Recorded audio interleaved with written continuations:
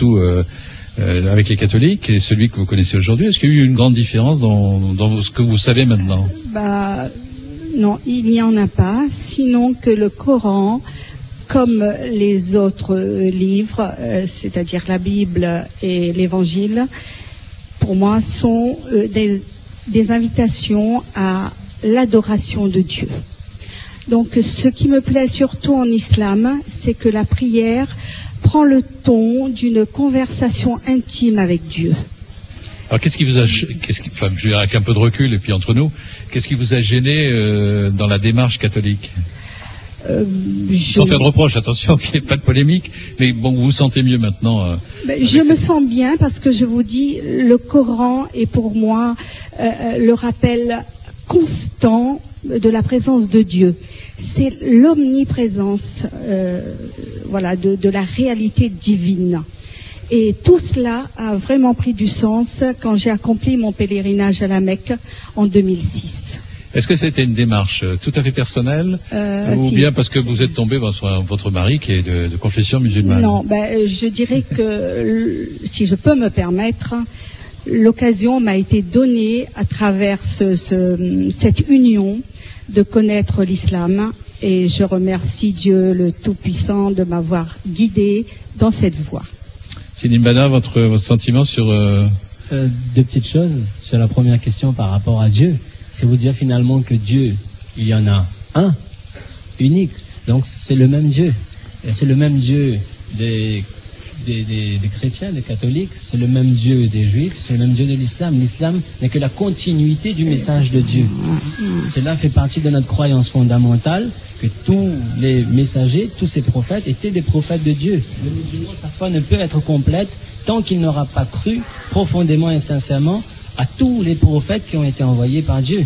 De même, sa foi n'est pas complète s'il ne croit pas à tous les messages que Dieu a suscités à l'humanité, a envoyés à l'être humain, à l'humanité pour guider vers le droit chemin. Donc, le message de l'islam est un message qui est de la continuité du message de Moïse, du message de Jésus, et pour terminer et se clôturer sur le message de Mohammed, paix soit sur lui. Deuxième petite chose, si je peux me permettre, c'est par rapport à la seconde question que vous lui avez posée sur. On vous a demandé par rapport à la raison pour laquelle elle est venue à l'islam. Vous avez parlé de son époux. C'est pour vous dire, pour nous, c'est cette croyance que c'est Dieu qui guide les cœurs vers la lumière. C'est Dieu qui guide. Maintenant, les raisons, elles peuvent être multiples. Ça peut être pour le cas de Madame Alibaï, donc la rencontre de son époux. Ouais. Mais la spiritualité, elle reste une spiritualité sincère. Ça peut être quelque chose d'autre, une manifestation extérieure. Ouais. Donc, quelles que soient les motivations qui ont mené à l'islam, toutes ces motivations nous viennent finalement de Dieu parce que c'est lui qui décide de nous guider vers cette lumière. Madame Alibaï, peut-être une question, en tant que femme, on l'a évoqué très brièvement tout à l'heure sur les événements particuliers d'actualité qui peuvent de temps en temps ternir l'image de l'islam. Quel est votre sentiment tout à fait personnel sur ce qui se passe en Iran, par exemple, ce qui se passe avec ce pasteur, etc. Est-ce que vous n'avez pas l'impression que de temps en temps, ces dérapages un petit peu personnels provoquent quelques réticences, quelques appréhensions de certaines personnes vers l'islam? Tout à fait. Et c'est justement, je pense que c'est très important de toujours témoigner de la vérité de l'islam. Ces faits sont isolés, ils se rapportent donc à un moment donné, dans un pays donné, et c'est une situation bien précise, et il nous faut surtout garder de porter un jugement qui, ternit l'islam, parce que l'islam, ce n'est pas tout à fait cela. Question personnelle là encore, là. Je pose que des questions personnelles. Comment vous avez vécu cette fin de Ramadan, vous? Écoutez, je l'ai vécu dans le plus grand bonheur et c'est vraiment un moment fabuleux qui se termine. Mais naturellement, l'adoration de Dieu ne se termine pas par contre avec la fin du Ramadan. C'est dans tous les actes de la vie, au quotidien, par la tolérance, le respect, l'amour du prochain. Tout cela fait partie de l'adoration de Dieu. Voilà, je vous propose maintenant de voir un sujet qui a été fait par Jean-Régis Ramsamy et Moustapha Bourane sur la nuit du destin. En une phrase, la nuit du destin, Monsieur Limbada. La nuit du destin, tel que son nom l'indique, c'est une nuit durant laquelle Dieu transmet donc le destin et les différentes missions dont les anges sont chargés. Et c'est durant cette nuit bien particulière et qui revêt une valeur exceptionnelle pour la pratique religieuse de chaque musulman, parce qu'elle intervient dans le mois de Ramadan, elle intervient à la fin du mois de Ramadan, elle intervient dans un moment vraiment propice à l'adoration et dans un moment de grande ferveur. Donc c'est une nuit qui a une valeur particulière aux yeux de tous les musulmans. Merci Monsieur Limbada, je vous propose de regarder tout de suite ces images. Elle est qualifiée de nuit de la détermination, nuit du destin ou encore de la puissance. Ainsi est-elle décrite dans une sourate.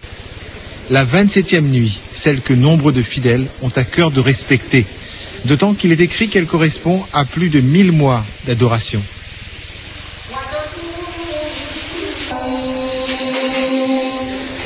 C'est la nuit de Qadr, donc c'est la nuit du destin. C'est pendant cette nuit que le Coran a été révélé. Et on appelle nuit du destin aussi parce que c'est dans cette nuit que Allah remet aux anges les tâches qu'ils auront à accomplir pour l'année à venir. Cette nuit sera observée selon la motivation et les disponibilités de chacun. À la maison, elle permet aux musulmanes de s'adapter. Outre la lecture du Coran, plusieurs recommandations sont indiquées pour cette 27e nuit, comme le zikr ou les dohas, un moment d'intense concentration non loin de l'échéance du Ramadan. Voilà, nous a rejoint Monsieur Patel, qui est l'un des imams de la mosquée de Saint-Paul. Vous êtes 4, et je vous rappelle, dans cette mosquée de Saint-Paul, que cet enregistrement, cette émission a été fait dans le patio de la mosquée, une bâtisse qui existe depuis longtemps, je le rappelle, qui date des années 30, qui a été rachetée par un commerçant, des années 20, pardon, qui a été achetée par un commerçant de la rue, commerçant d'à côté. Et cette mosquée donc a été rénovée, mise en valeur, etc. Vous vouliez rajouter une petite précision, Monsieur Patel, sur la nuit du destin? Oui, la nuit du destin, en ce qui concerne cette nuit, le prophète de l'islam a encouragé ses compagnons à rechercher cette nuit dans la dernière décade du mois de Ramadan, dans les nuits impaires, la 21e, 23e, 25e, 27e, 29e. Alors il est connu sous le nom de la nuit du destin, parce que certaines tâches sont allouées à certains anges concernant la destinée de l'être humain, qui va naître, qui va se marier, etc. Et cela ne contredit en aucun cas la liberté humaine, puisque cela relève de la connaissance des anges et non de la connaissance de l'homme. Donc l'homme, il est ici pour travailler, il ne sait pas. Et il est connu aussi sous le nom de la nuit de grande valeur. Pourquoi? Parce que il y a paix et salut jusqu'à l'aube. Ça commence après le coucher du soleil jusqu'à l'aube. Les anges descendent, des milliers d'anges descendent dans les maisons apporter les bénédictions aux croyants et aux croyantes du monde entier. C'est aussi dans cette nuit que le Coran a été révélé, qui a été placé au premier ciel. Et c'est la nuit qui vaut 1000 mois. Les peuples auparavant avaient une durée de vie très longue, donc ils pouvaient accomplir des adorations. Mais en une nuit, la communauté du prophète de l'islam a bénéficié en une nuit de cette valeur qui vaut 1000 mois. Merci Monsieur Patel pour ces précisions. Pour ceux qui avaient quelques doutes sur la signification effectivement de cette 27e nuit avec la révélation du Coran, où je crois, je me suis un petit peu renseigné, où la lecture justement de cette nuit du Coran toute la nuit, on attendait justement une certaine révélation pour le cours de cette nuit, et c'est la révélation du Coran. C'est la révélation du Coran. Merci à vous, merci Monsieur Limbada. Je voudrais remercier également l'ensemble de la communauté musulmane de Saint-Paul, mais également de la Réunion, d'avoir facilité les choses pour pouvoir réaliser cette émission avec le président de la mosquée de Saint-Paul. Remercier également la mosquée de Saint-Denis avec l'imam Bagat qui nous a accompagnés pendant de longues années, qu'on n'a pas abandonné, mais que cette émission a été décentralisée. Et également merci à monsieur l'imam qui a facilité les choses. Je crois que on a pu réaliser cette émission, la connaissance de l'autre, qu'avec justement des gens un peu comme vous, qui partagent, qui comprennent que pour se comprendre, il faut se voir et se parler. En fait, on tenait nous également à vous remercier, au nom des membres du comité de gestion de la mosquée et de toute la communauté de musulmane de Saint-Paul et de la Réunion pour cette initiative de RFO depuis quelques années. Et on ne peut que vous encourager encore à continuer dans cette voie. On voudrait une dernière fois souhaiter encore tous nos meilleurs vœux de Eid Mubarak, d'un joyeux Eid à tous les musulmans du monde entier, et également souhaiter nos meilleurs vœux de bonheur, de prospérité et de joie pour toute la population réunionnaise et pour toute l'humanité. On vous remercie une fois de plus, Monsieur Piago également. Merci à vous, merci au réseau de France Outre-mer, puisqu'on est suivi sur l'ensemble du réseau France Outre-mer, sur Internet, sur François. À très bientôt, donc pour c'est une nouvelle série d'émissions et de commémoration, si on peut dire ça, sur la fin de ce Ramadan. La réalisation a été réalisée par Joseph Soun, la collaboration technique Moustapha Bourad, qui nous a permis donc de pouvoir assembler tout ça, l'ensemble des équipes techniques, du son et de l'image. Merci à tous et à tous une très très bonne soirée. طلع البدر علينا من ثنيات الوداع وجب الشكر